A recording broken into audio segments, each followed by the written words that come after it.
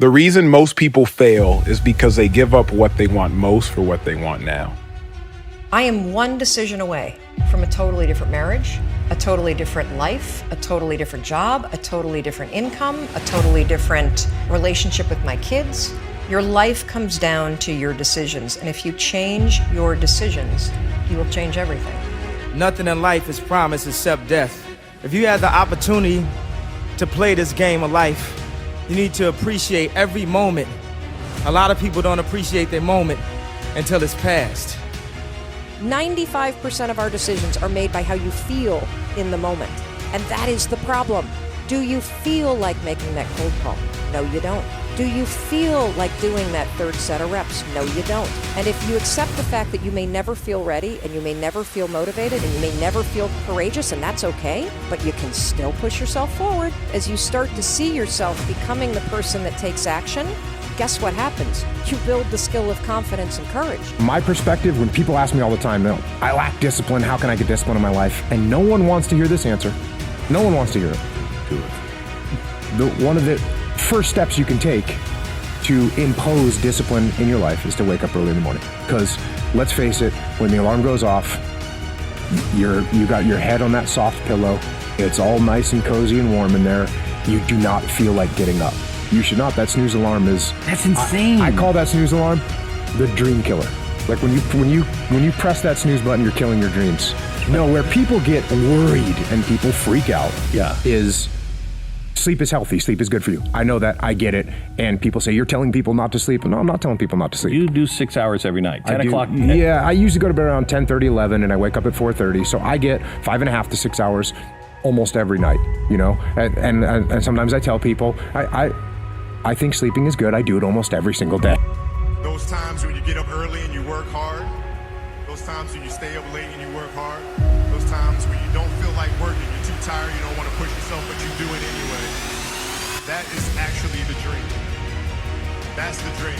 It's not the destination, it's the journey. You're not a procrastinator.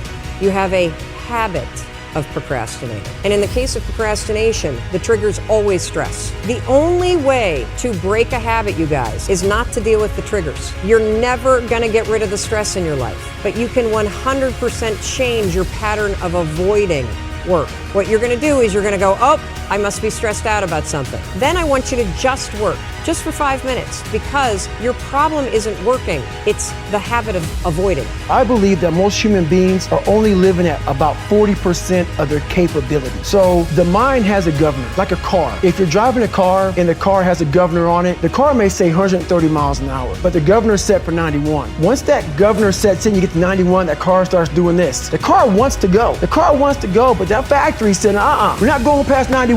We have a factory, a nice governor in our brain, and it's a survival mechanism. It protects us from pain and suffering. The second we feel that, our mind says, oh no, this isn't fun. We should back off. We should sit down, find something more comfortable. And there's something about the mind. The mind has the tactical advantage over you at all times. At all times of your life, the mind has a tactical advantage over you. Why is that? It knows what you're afraid of. It knows your insecurities. It knows your deep, dark lies. And it starts to push you away from that. It pushes you in a direction that is comfortable. The mind controls everything. Everybody's got a dream. Everybody's got a goal. What's the plan? And when you're trying to do something that you're truly passionate about, there is no plan B.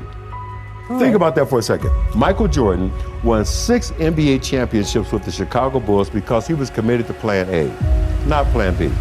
Oprah Winfrey became the queen of all media because she was committed to plan A, not plan B. Plan B sucks. Okay. Think strategic all the time. Before any action or any inaction, ask yourself this question. Is this action going to make me stronger or weaker? Will this action move me toward the strategic long-term goals I am trying to achieve in my life? And do not lie to yourself. You have to tell yourself the truth. And the truth is, you have time. You have the skill, you have the knowledge and the support and the willpower and the discipline to get it done. Without commitment, you'll never start. But more importantly, without consistency, you'll never finish. Keep working, keep striving, never give up, fall down 7 times, get up 8. Ease is a greater threat to progress than hardship. So, keep moving, keep growing, keep learning. See you at work.